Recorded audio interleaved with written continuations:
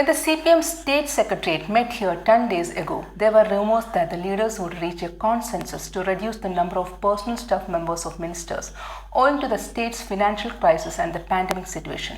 But the CPM Secretariat decided to allow 25 personal staff members for each of the 21 ministers and for 3 other cabinet-ranked public servants: Speaker, Deputy Speaker and Chief Whip. As per convention, the opposition leader will also be eligible for the same number of personal staff. The reason cited by the leaders was that there was a reduction from 30 to 25 personal staff members made in 2016 when the LDF came to power after being in the opposition for 5 years. Not just the ministers who handle heavyweight portfolios, but those in charge of namesake departments are also eligible for the same number of personal staff. The practice is continuing unchallenged as appointment of the personal staff is the one bait used by major political parties to woo full-time workers. Every 5 years, a batch of dedicated party workers who are armed with recommendation letters from local party units get into personal staff. Apart from salary for 5 years, the personal staff are eligible for pension benefits proportional to their years of service till their death. Dr. J. Prabhash, political scientist and former Pro-Vice Chancellor of the Kerala University, said, "It is high time the state limited the number of personal staffers of ministers and of those holding cabinet rank. Considering the state's strained finances and COVID pandemic, the upper ceiling on personal staff appointment should be brought down," he told. He, however, does not support the call to make all personal staff appointments by way of deputation.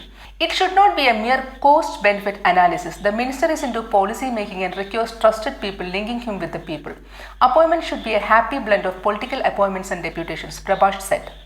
Going by previous tenures, it can be easily observed that over 90% of appointees are sympathisers of the ruling party or nominees of senior leaders. The CPM even deploys its activists in the personal staff of ministers of weaker constituent parties. Last time, half of the staff of Congress S nominee Ramachandran Kadanappalli was appointed by the CPM. During the 2006 V.S. Achyutanandan government, the then Health Minister P.K. Srimati landed in a controversy by appointing her daughter-in-law Dhanya Nair as a cook in her official residence. Later, CPM directed the minister to sack her after an English newspaper reported about the appointment. The previous Pinarayi Vijayan-led government alone made at least 325 appointments other than deputation appointments in the offices of the Chief Minister and 19 other ministers as per the records available with the government. The previous LDF government had spent at least ₹25 crore per annum for paying salaries to personal staff members of ministers who were recruited directly. In the last 5 years, the government had spent around ₹125 crore for maintaining large teams of personal staff members of each minister. According to an estimate based on budget records and revised salary scale of personal staffs, the government spent ₹1.82 crore every month for the salary of 304 persons directly appointed by the 19 ministers. If the salary expense of direct recruiters and CMO is added, this figure will cross ₹2 crore. The estimated figure is only for the salary, while personal staff members are entitled for reimbursement under various heads, the details of which are not available. Similar personal staff postings were made by the opposition leader, Speaker, Deputy Speaker, Government Chief Whip and persons holding cabinet status. Going by the budget records, at least ₹6 crore might have been spent by other leaders with cabinet rank per year to pay personal staff members. The 5-year burden created by them will be at least ₹30 crore.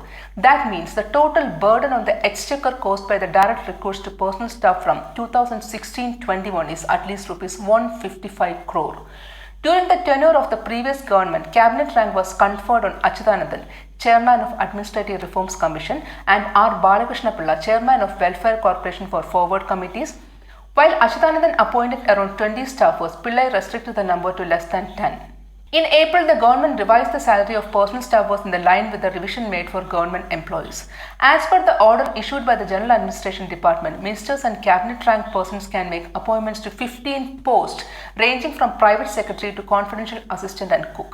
The highest paid is the private secretary. The scale of pay ₹1.07 lakh to ₹1.6 lakh, and the lowest were the office attendant and cook categories, which shared the salary scale of ₹23,000 to ₹50,200. All are eligible for 7% DA, house rent allowances and other perks available to government employees.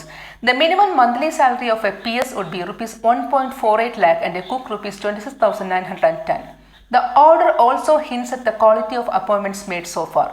It says person with required qualification can only be appointed as computer assistant and confidential assistant from the date of that order. The tenure of a personal staff member ends with the tenure of the administrator who appointed him. The staffer will get lifelong pension, though the amount is less when compared to that of a normal government officer of his rank. In case of the pensioner's death, his spouse will get a family pension benefit. Thank you.